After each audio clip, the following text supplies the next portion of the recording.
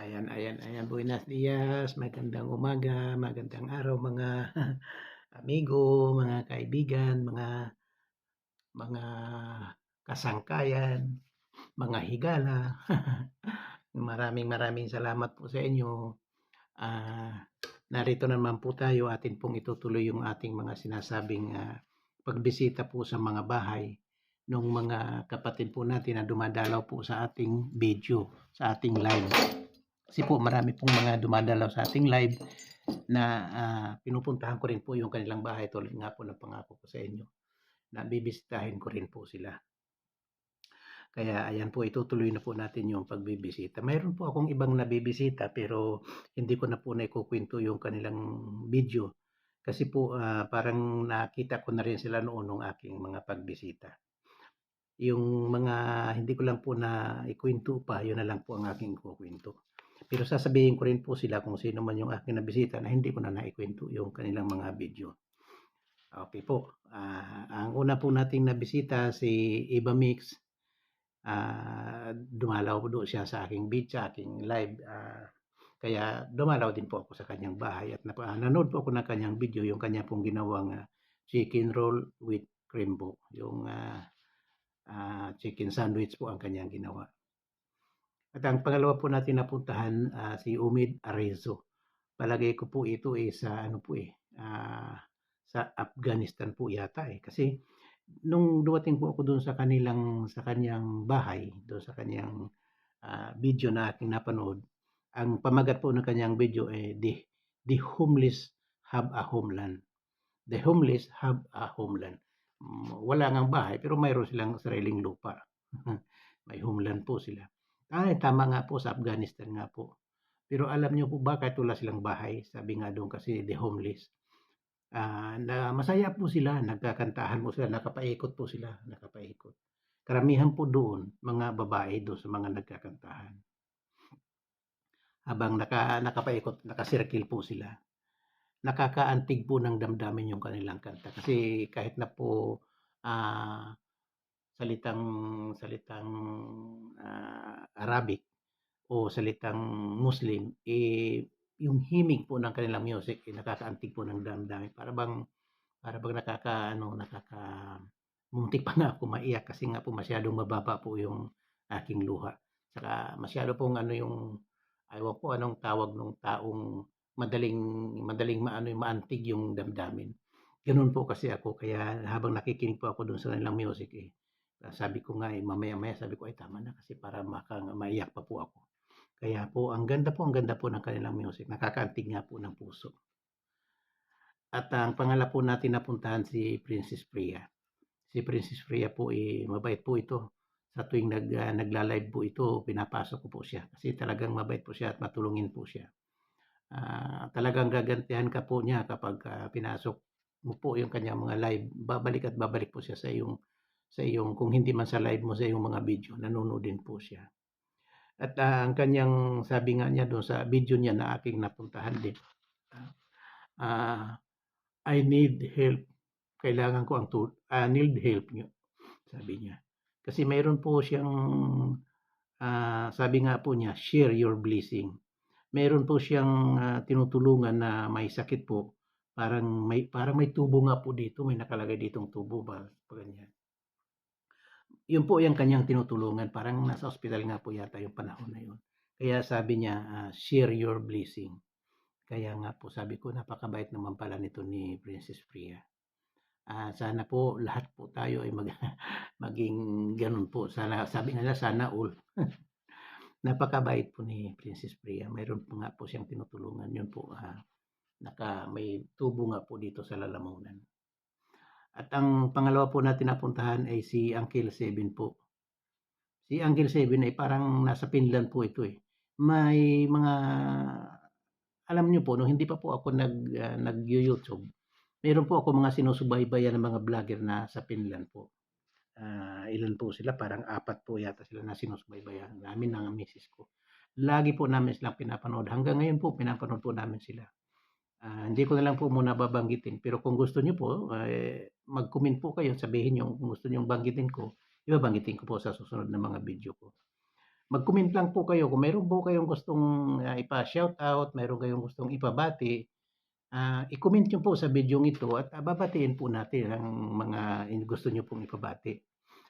Ganyan po ang gagawin natin sa ating mga dinadalaw po. Kung gusto niyong, um, "Kuya gusto pakibati naman si ganito, si ganyan," inyo na i-ano niyo, i-mention niyo lang po yung buong pangalan para mabati po natin siya.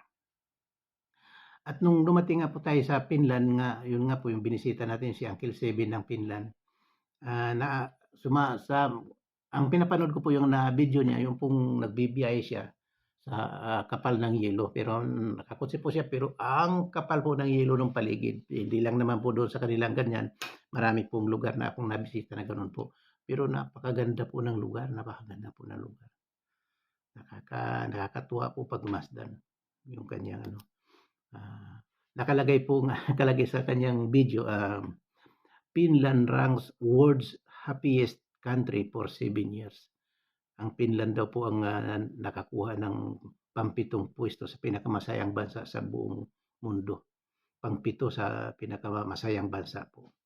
Opo, kasi sabi nga po din ng mga vlogger na o mga nagyo-YouTube po na napapanood ko na taga roon po, eh. Hindi naman taga roon, Filipino rin sila pero 4 po sila na nandodoon. Yun po ang sinasabi nila na masaya daw po sa Finland at pwede ka nga mag-iwan ng kung ano ang bagay hindi po nawawala kasi po masaya po sila at walang magnanakaw siguro. Kaya puno po ng yelo yung kalsada na kanyang dinadaanan. At ang pangalawa po natin napuntahan yung Mrs. Pancho po. Pero hindi po ako nakapanood ng vlog kasi hindi ko po masyadong mahanap yung kanyang mga ano, yung ano ba yung nangyari? Bakit hindi ko mahanap yung kanyang channel. Yun po ang gusto kong ano, si Mrs. Pancho Vlog. Kaya Mrs. Pancho, bumisita man kayo sa aking live. Hindi ko po mahanap ang inyong channel. Kaya hindi po ako nakadalaw sa inyong channel. At sunod po kay Kobe-san, kay Kobe, madalas ko naman po itong pinapasyalan yung kanyang mga channel, yung kanyang mga video madalas kong pinapanood. Kaya hindi ko na lang po ikukuwento kasi naikwento ko na po nung mga nakaraan. Isa rin po siya sa laging dumadalaw sa ating mga live. Tapos yun po si Marilyn Mix Vlog. Yun po napuntahan ko po siya.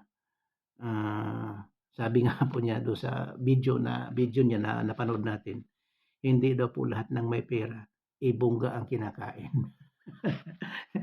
Opo, kasi hindi naman po katulad natin sanay tayo sa medyo kahit na mayroon man tayong pambili, hindi tayo mahilig sa luho. Kasi po yung, masasarap po laging masasarap, luho na lang po yun. Kasi nga po pwede naman tayong kumain ng normal na simpleng pagkain lang kung ano po ang type natin. Pero paminsan-minsan po kakain tayo ng masarap pero hindi naman po lagi kasi nga po sabi nga po niya hindi lahat po ng may pera, bongga ang kinakain. Opo, kasi nakita ko nga po nagtortilya siya ng yung kanyang tinortilya. Marami po siyang niluto, 3 klase po yung kanyang niluto. Pero masarap naman po yung kanyang mga kahit na gano'n lang po, hindi ibig sabihin na kahit pag may pera, bongga, hindi naman po na siyempre kapag nagluto po kayo, sasarapan niyo po para makain niyo po ng mabuti. Ayan po. At kasunod po natin napuntahan si Ate Ling po, si Mami Ling ang aming pong mami sa aming organization po. Nang pumunta po ako, ang kanyang video po ay nakalagay doon, natutulog ba ang Diyos? Natutulog ba ang Diyos? Pero music lang po yung kanyang 4 na minuto po mahigit yung kanyang video. Pero pinanood po natin at pinakinggan po. Yung kumakanta si Mami Ling, kumakanta po siya nung natutulog ba ang Diyos? Natutulog, natutulog ba ang Diyos? Yun po ang kanta. Ayun. At ang kasunod po natin napuntahan ang channel po ni Nanghia Nguyen. Ang Nanghia Nguyen, mukhang Vietnamese po ito. Mukhang Vietnamese. Opo, kasi nang dumating po ako doon sa kanyang channel, nanood po ako. Parang parang Pilipinas lang ang lugar.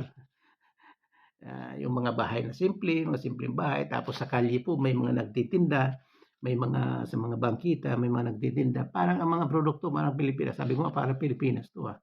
Pero hindi na pinapakinggan ko po yung nag-uusap do'n sa video, eh, nangwanguyin kaya hindi ko po naintindihan. Kaya Vietnamese nga po, kaya nga ang pangalan niya ano, ah, Nang Hia Nguyen. Nang Hia Nguyen po ang kanyang pangalan. Kung nakakaintindi po siya ng Tagalog, eh, binabati po kita, Nang Hia Nguyen. Ang ganda po ng video mo at yung pinakita po sa lugar na natin nakita, eh, parang Pilipinas lang po.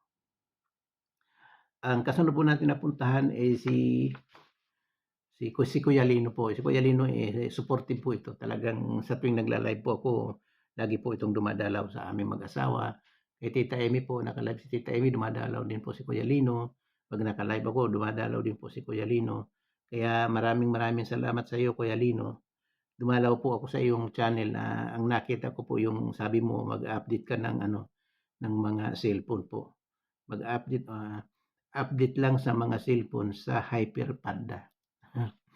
Gaganda po ng mga cellphone, kaya lang hindi ko maintindihan yung price. Yung price kasi po, ano nakalagay 700 algo, 735, 500. Hindi ko po alam kung piso yun o real yun o kung pera ng Saudi o kung ano man o euro. Kaya hindi ko po maintindihan kung ano. Basta sama-sama lang po ako sa kanya, nood lang ako sa kanyang video habang nagbi-video siya doon sa kanyang sa mga cellphone po doon sa tindahan sa Hyper Panda.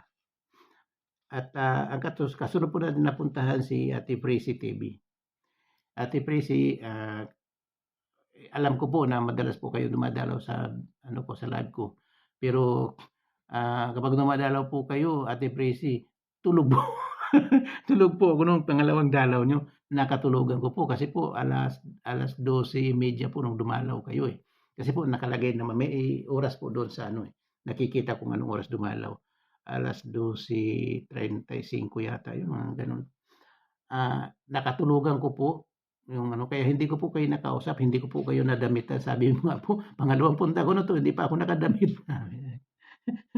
Hindi pa ako nakabalabal, sabi mo. At Prissy, pasensya na po kayo. Nung unang dalaw mo po, eh siguro po na nagtitimpla ako ng kape. Kasi pagbalik ko po, nung kinausap po kayo, wala na po kayo. Kasi yun nga po, kasi pag naka-live po ako sa kusina po ako, sa sala po ako naka-live, eh, siyempre tumatayo po ako, punta po ako sa kusina, magtitimpla ng kape o kung ano man ako. Pagbalik ko, wala na po si Ate Prissy. Kaya pasensya na po kayo, Ate Prissy, pero ina-appreciate ko po yung inyong pagdadalaw sa aking live. Maraming salamat po, Ate Prissy. At nang nakita ko po doon sa inyong video, eh, bumili po kayo ng alimawong bato. Alimawong bato po. Tapos sabi niyo po, bago niyo niluto, nilagay niyo muna sa freezer para doon niyo na po pinatay sa freezer yung alimawong bato. Buhay po nung binili niyo eh. Kaya ikinukwento ko lang po ito para malaman po ng ating mga kaibigan na hindi po ako nagsisinungaling, na dumalaw po ako sa inyong video. At yun po, nakita ko po na sabi niyo na nga po, pinatay niyo muna sa freezer yung alimangong bato. At kinabukasan po niluto niyo at medyo matagal niyo po na pinakuluan. Kasi nga po para talagang luto hanggang loob. At saka sabi niyo nga po pagka doon pala pinatay sa freezer, hindi nababali yung mga mga galamay niya kapag niluto na. Kaya nakita ko po kahit ginaganyan, binabaliktad-baliktad niyo po diyan sa kawali, hindi nalalaglag yung kanyang mga galamay, yung kanyang mga tangkay o ano man tawag doon. Kasi nga po maganda po ang doon niyo po pinatay sa freezer. Ganun pala yung technique niyo. Nabigyan niyo po ako ng technique. Kasi madalas din po ako bumibili ng alimango dito eh. O alimasag o ano man. Kaya lang pag niluto ko nga po, kakandalaglag po yung yung kanyang mga ganyan, yung mga kamay. Kasi nga po patay na po kasi wala po halos nabibiling ganun dito na buhay. Parang diyan lang po sa atin yata may nabibiling buhay. Oo nga po. Dito po wala, mga naka-freezer na pagka mga ganyan. May mga sariwang isda po dito pero hindi po buhay. O alimango hindi po buhay. Ayan po. Ayan po mga kapatid, sa susunod po iba naman ang ating dadalawin. Kasi nga po, sa tuwing maglalay po tayo, yung mga dadalaw sa atin, ililista po natin at dadalawin din po natin yung kanilang mga bahay. Kahit pa ulit-ulit na po silang dumadalaw, paulit-ulit ko rin pong dadalawin yung kanilang bahay. Kasi marami naman po silang video. Kung napanood ko na yung video nila, ibang video naman po yung panonoorin ko. Ayan po mga kapatid, maraming salamat po. Salamat po sa inyong pagbisita sa aking live at salamat din po. Basta't kapagka may gusto po kayong gawin ko, mag-comment lang po kayo sa bidyong ito at, yun po ang gagawin ko, isa-shoutout ko po kung gusto niyo ng gano'n o ano man po ang gusto niyong gawin. Ayan po, maraming salamat po. Bye-bye po. Bye-bye. Salamat po. I love you all.